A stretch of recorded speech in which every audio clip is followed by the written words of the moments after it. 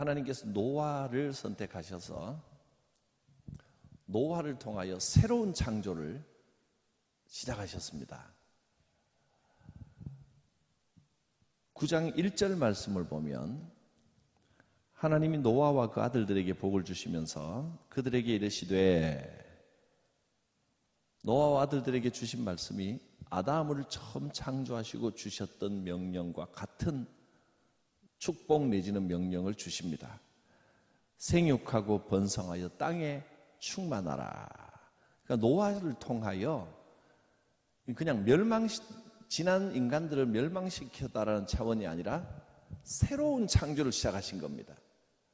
이제 은혜를 따라 살아라 라고 하는 새로운 시작을 주신 겁니다. 노아는 은혜의 사람입니다. 은혜의 사람입니다. 그 이전에 지난 시간에 우리가 했지만 가인의 후손들은 인간의 문명을 대단하게 건설한 그런 특징을 가지고 있었습니다. 가인의 후손 가운데는 야발, 유발, 두발 가인, 또 라멕, 이런 특징적인 눈에 띄는 후손들이 있었습니다.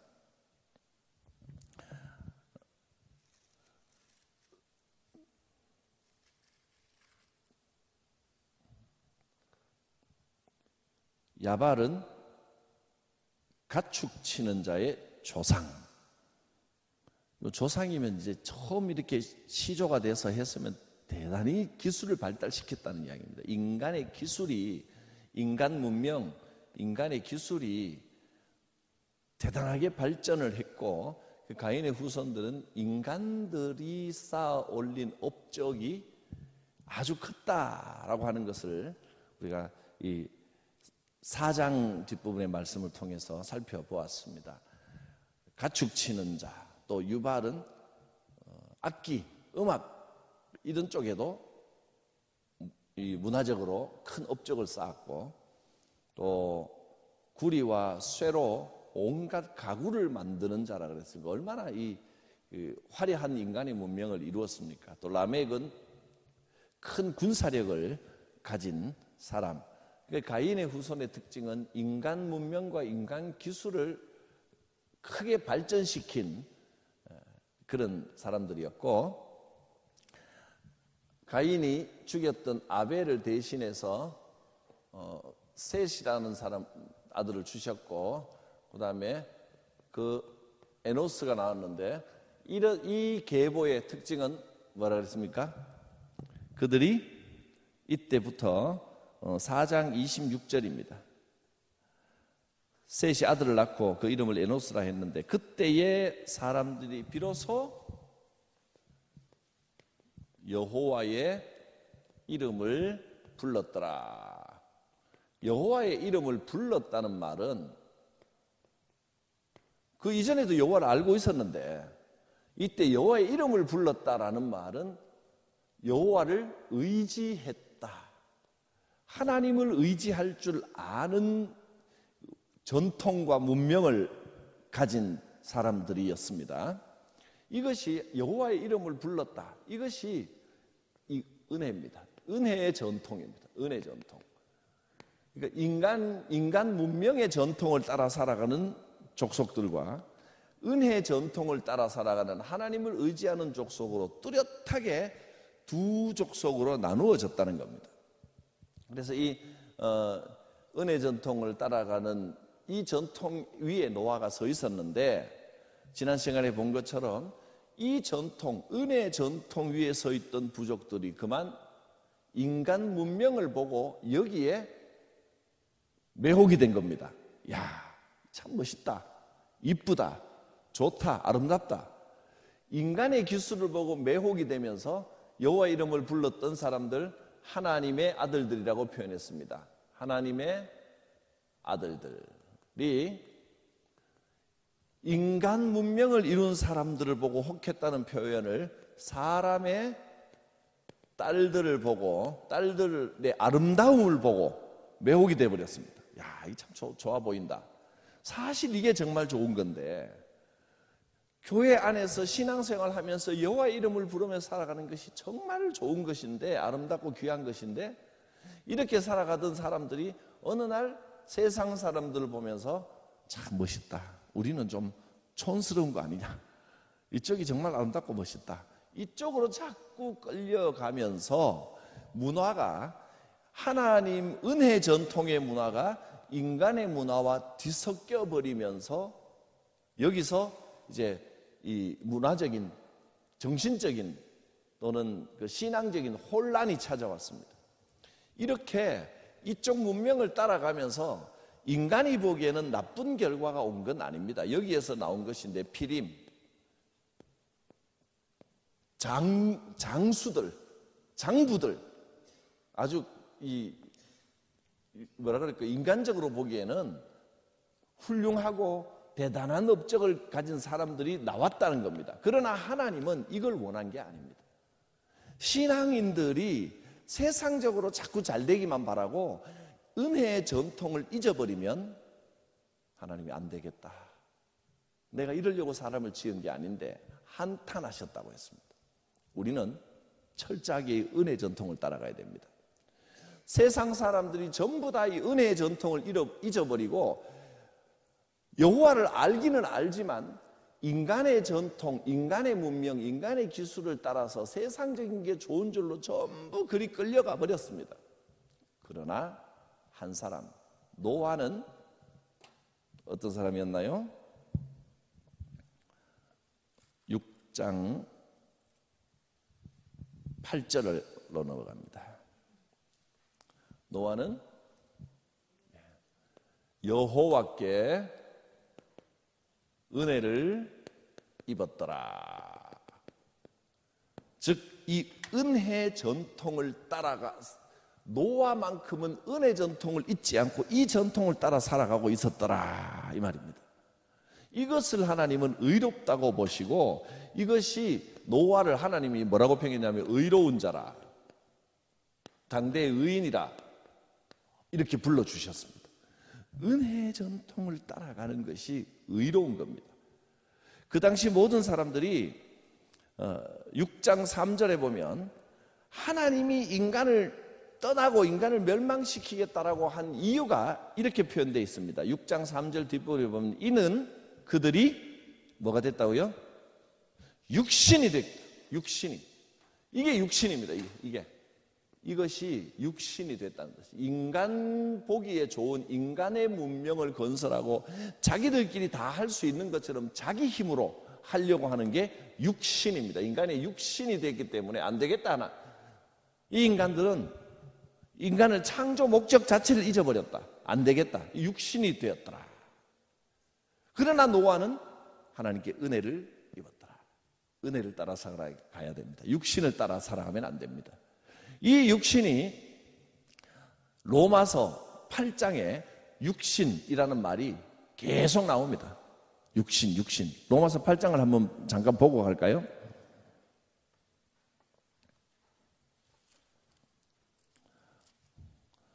로마서 8장. 로마서 7장에서는 사도 바울이 이렇게 고백했죠.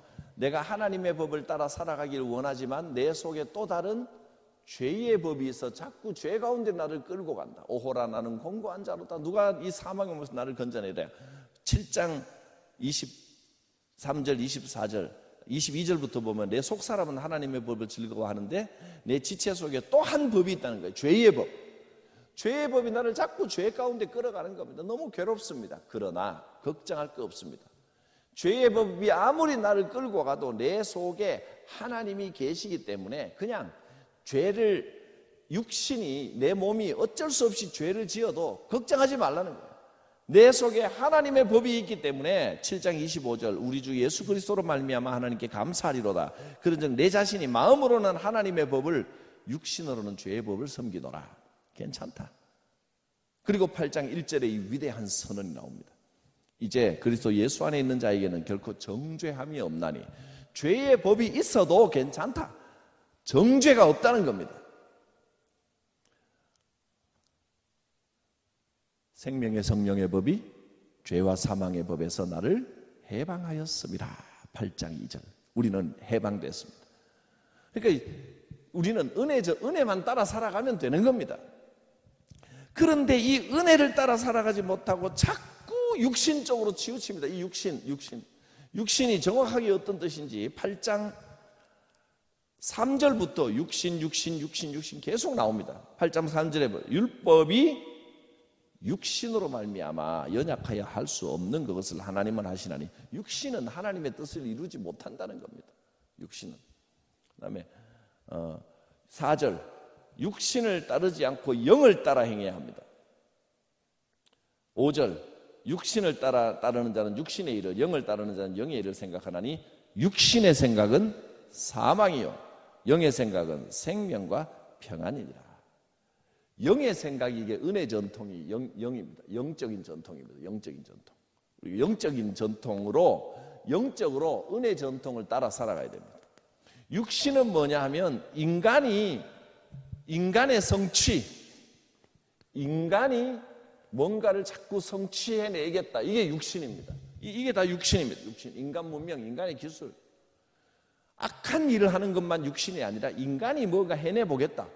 인간의 노력, 행위를 의지하는 것, 인간의 열심, 이게 다 육신입니다. 육신은 하나님을 기쁘시게 하지 못합니다. 은혜를 따라 살아가야 됩니다.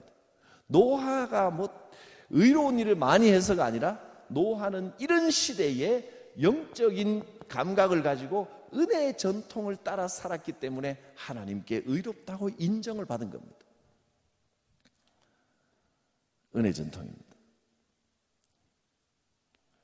조금 로마서 8장 7절 8절을 보겠습니다.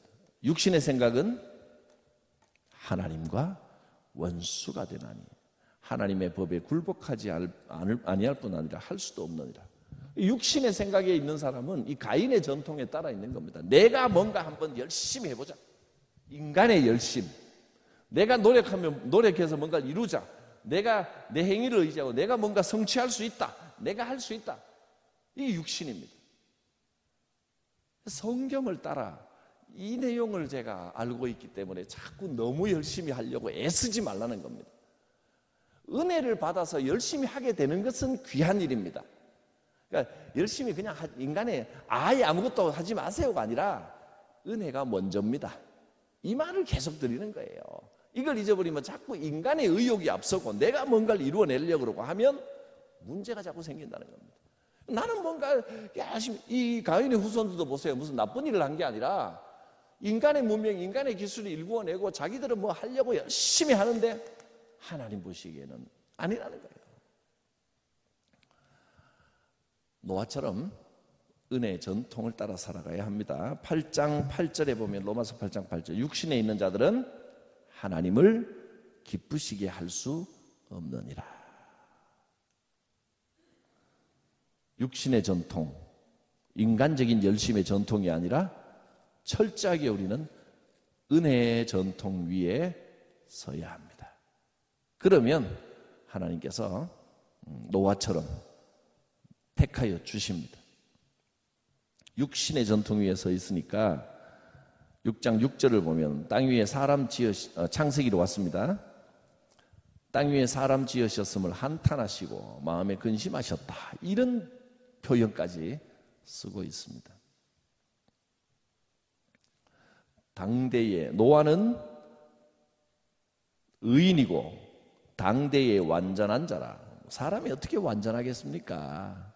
완전한다는 건 의로움이 완전한 게 아니고 하나님을 의지하는 부분에 있어서 하나님의 은혜를 아는데 완전하다. 은혜의 전통 위에 서 있었다.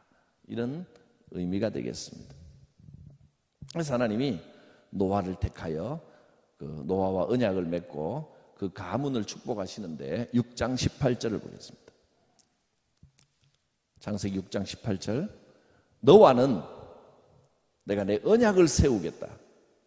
너는 내 아들들과 내 아내와 며느리들과 함께 방주에 들어가고, 노아 덕분에 아들, 아내, 며느리 다 축복받았습니다. 다 구원받았습니다. 왜냐하면 노아의 가정이 은혜의 전통 위에 서 있었기 때문입니다.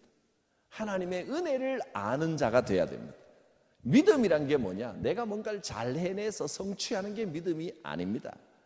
그것은 망하는 길로 가는 겁니다. 그건 육신입니다.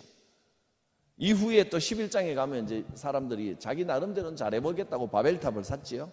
그건 다 멸망으로 가는 겁니다. 믿음이라는 건 육신이 아닙니다. 은혜입니다. 이게 믿음입니다. 오직 하나님을 얼마나 의지하느냐, 이게 믿음입니다. 얼마나 열심히 일을 하느냐, 이게 열심이 아니라 먼저 은혜를 아느냐, 은혜 전통 위에 서 있느냐, 그게 믿음입니다. 노아가 이렇게 하나님의 택함을 받고 이제 하나님의 명령대로 방주를 건설하기 시작합니다. 7장으로 넘어갑니다. 여호와께서 노아에게 이르시되 너와 내 온 집은 방주로 들어가라. 이 세대에서 내가 내 앞에 의로움을 내가 보았음이니라. 여호와 앞에 의롭다, 은혜 전통에 있음을 보았다. 그리고 방주를 이제 건설하라고 하는데, 노아가 이제 방주를 짓고 홍수가 처음 땅에 내릴 때가 노아 나이가 600살입니다. 600살 되면 어느 정도 되는지 모르겠어요. 이때는 청년인지 아니면 나이가 어느 정도의 노화가 시작됐는지, 600살 정도 되면 이제 한 900살쯤 살 때 600살쯤 되면 이제 저 정도 되지 않나. 조금 더 나이가 들어 보이거나 아직 힘이 있을 때입니다. 노아가 방주를 건설하기 건설을 했는데, 방주를 만들려고 하실 때 방주의 규격, 설계도를 아예 하나님이 알려주십니다. 너는 방주를 이렇게 만들어라. 그 방주의 설계도가 어디에 나오냐면 13절부터 나오네요. 6장 13절부터. 하나님이 노아에게 이르시되 모든 혈육 있는 자의 포악함이 땅 위에 가득함으로 그 끝날이 내 앞에 이르렀으니 내가 그들을 땅과 함께 멸하리라. 14절에 너는 고메르 나무로 재료까지 지정해 주셨죠. 너를 위하여 방주를 만들되 그 안에 칸들을 막고 역청을 그 안에 안팎에 칠하라. 네가 만들 방주는 이러하니 그 길이는 300규빗, 너비는 50규빗, 높이는 30규빗이라. 거기에 창을 내되 위에서부터 한 규빗에 내고 그 문은 옆으로 내고 상중하 3층으로 할지니라. 이렇게 상세하게 가르쳐 주셨습니다. 한 규빗이 보통 이겁니다. 이게 한 규빗입니다. 그러면 여기에 300규빗이면 얼마나 될까요? 이게 몇 규빗이냐면, 자, 하나, 둘, 2규빗 반. 이쪽은 하나, 둘, 3규빗, 4규빗 나오네요. 이 규빗입니다. 손끝에서 여기까지. 이게 어느 정도 크기가 되느냐 하면, 대강 이제 연구하는 분들이 이게 모형도 잡아보고 해보니까 축구장 하나 크기 정도 된답니다. 초등학교 운동장의 축구장 이런 거 말고 국제 경기하는 축구장만한 크기가 나오더랍니다. 그렇게 만들었는데, 이렇게 방주를 만들어라. 방주라고 하는 것은 예전에 우리 대예배 때 한번 말씀을 전했는데, 방주에 대하여, 방주하고 배하고는 다른 겁니다. 전혀 다른 겁니다. 배를 만들어라는 게 아니고 방주를 만들려고 그랬습니다. 방주와 배의 차이점. 배는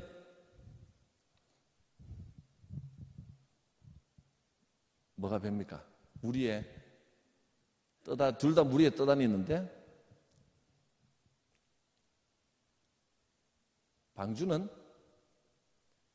배는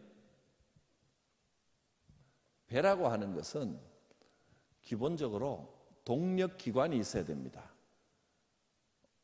뭐 이렇게 뒤에 뭐가 회전해서 앞으로 추진을 해 나가든지, 아니면 노를 저어 가든지, 아니면 닻을 올려서 뭐 바람으로 이렇게 조정을 하든지, 동력이 있어야 되고 원하는 방향으로 갈 수 있도록 조정 장치가 있어야 됩니다. 그래야 배입니다. 나무 판자 둥둥 뛰어났다고 그걸 배라고 말하지는 않습니다. 모양은 둘째치고 여러 가지 모양으로 만들 수도 있겠지만, 이 동력 장치와 조정 장치가 있어야, 사람이 움직일 수 있어야 이게 배라고 부릅니다. 근데 방주는 이게 없습니다. 이 두 가지가. 타바트, 방주. 타바트,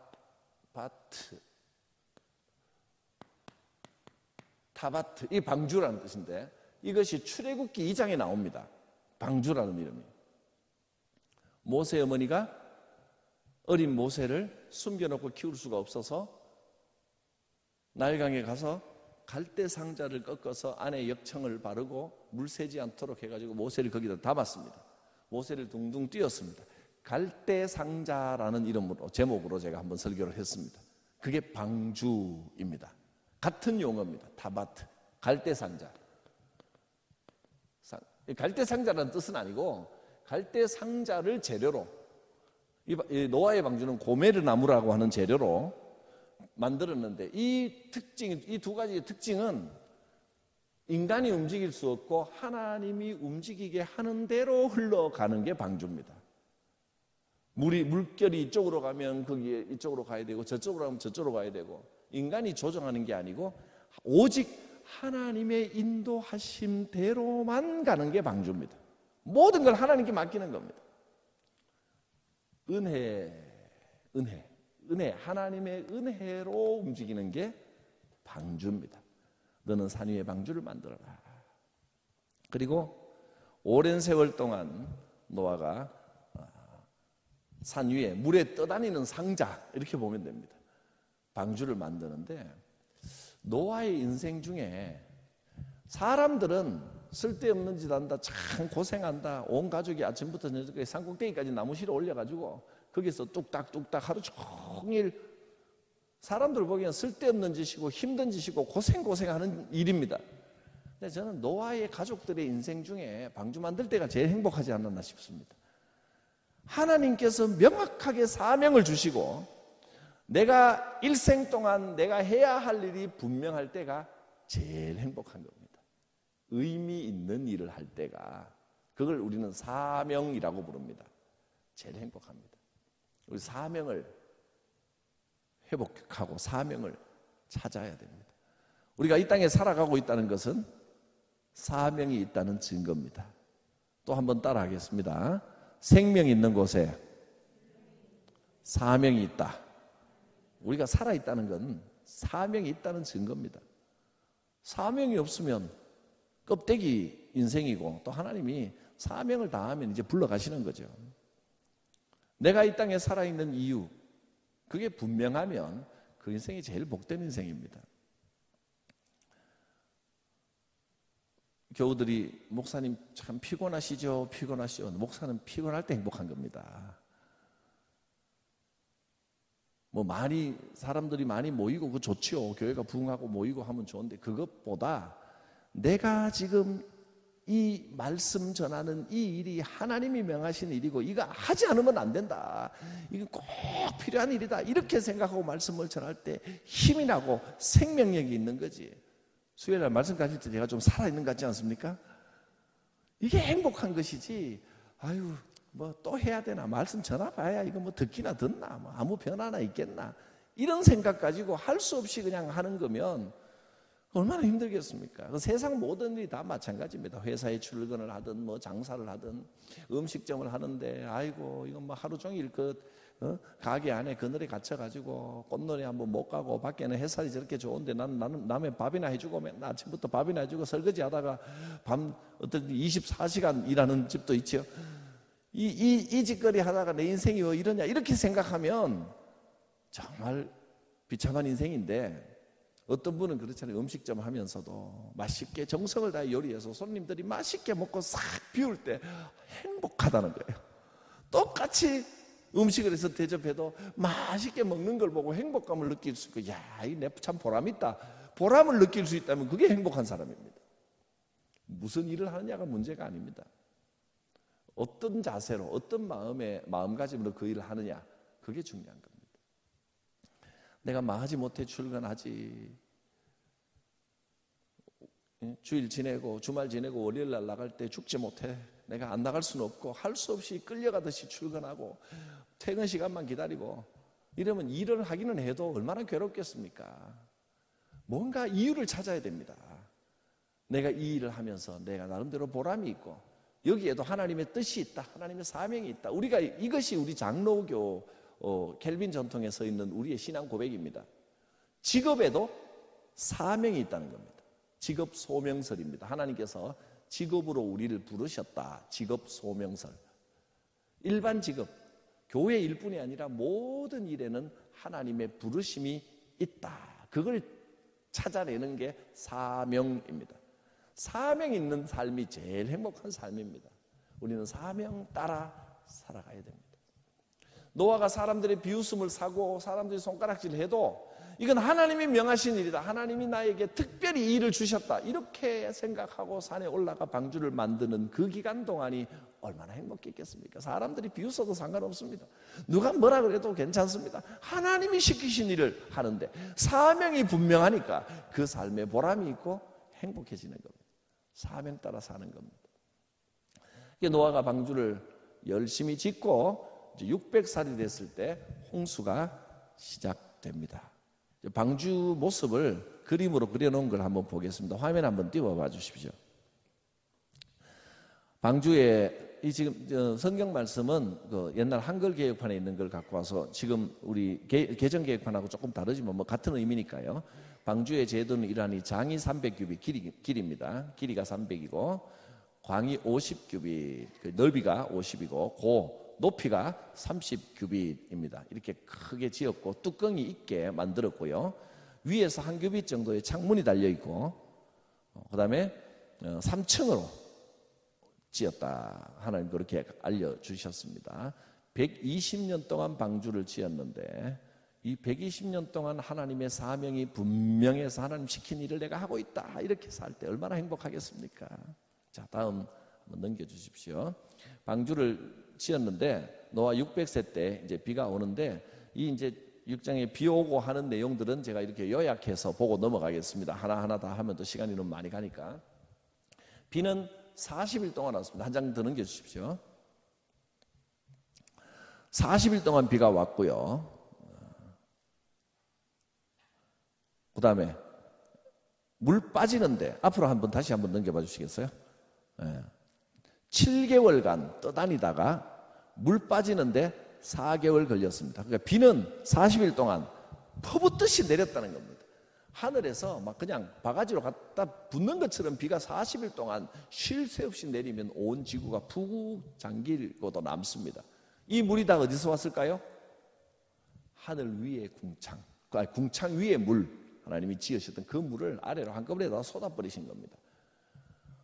푹 지구가 완전히 푹 잠겼습니다.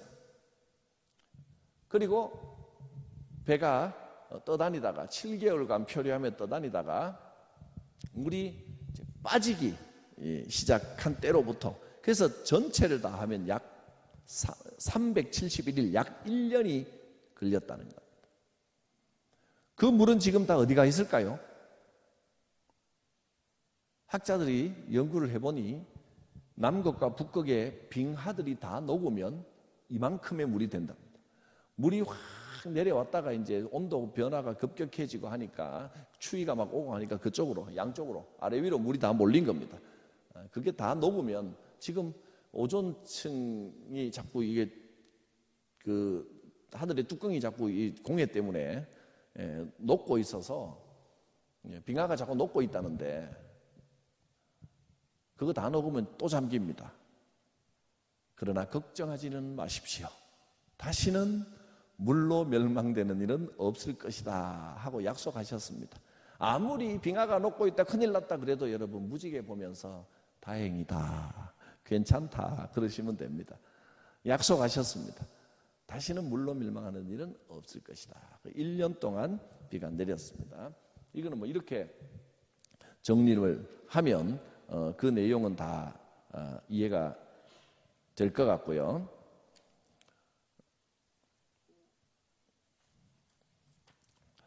무지개 언약 한 가지만 더 살펴보고 좀 상세한 내용은 또 비둘기 까마귀 이 내용은 또 다음 시간에 해야 될 것 같고요. 오늘 다 하기는 어렵고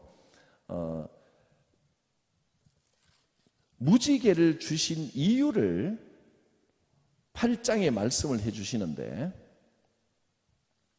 8장 21절을 한번 보겠습니다.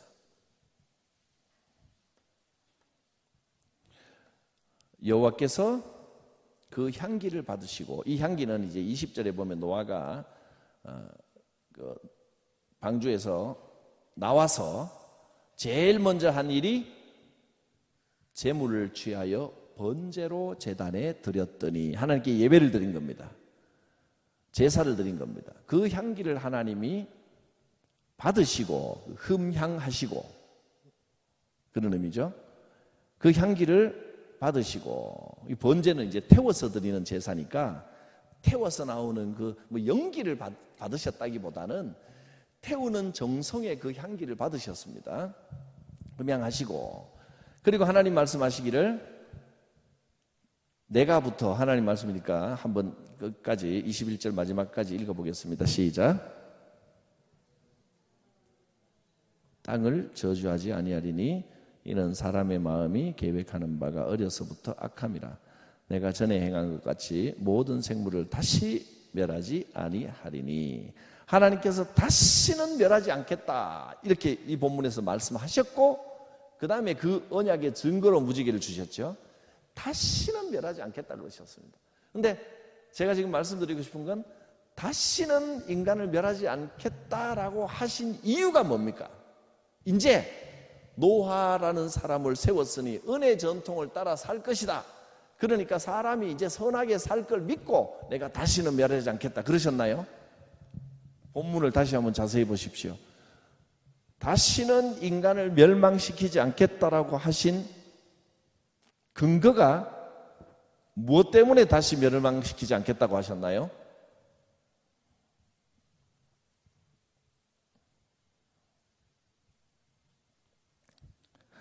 다시는 사람으로 말미암아 땅을 저주하지 않겠다. 다시는 사람을 멸망시키지 않겠다. 그 이유가 이는 사람의 마음이, 제 얼굴만 쳐다보고 계시면 답이 안 나오죠. 성경을 봐야 답이 나오죠. 이는 사람의 마음이 계획하는 바가 어려서부터 악함이라. 자, 신기합니다. 사람이 선하기 때문에 멸망시키지 또 저주하지 않겠다가 아니고, 사람이 악하기 때문에 멸망시키지 않겠다, 저주하지 않겠다는 거예요.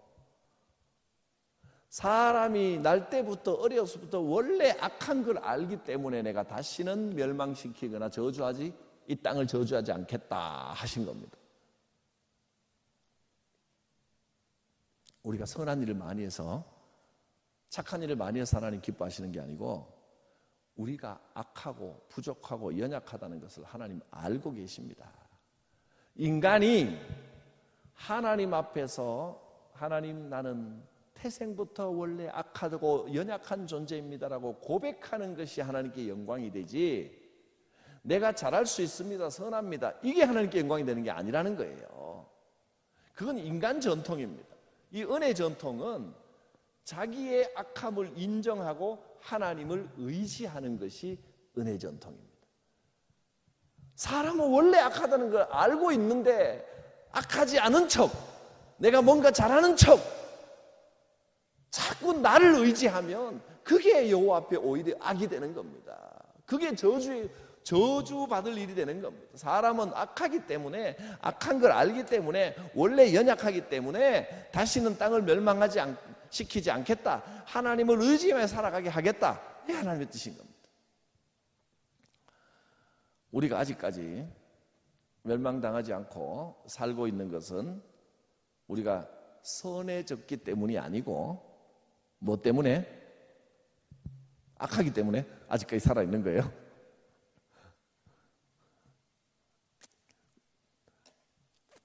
이것 때문입니다.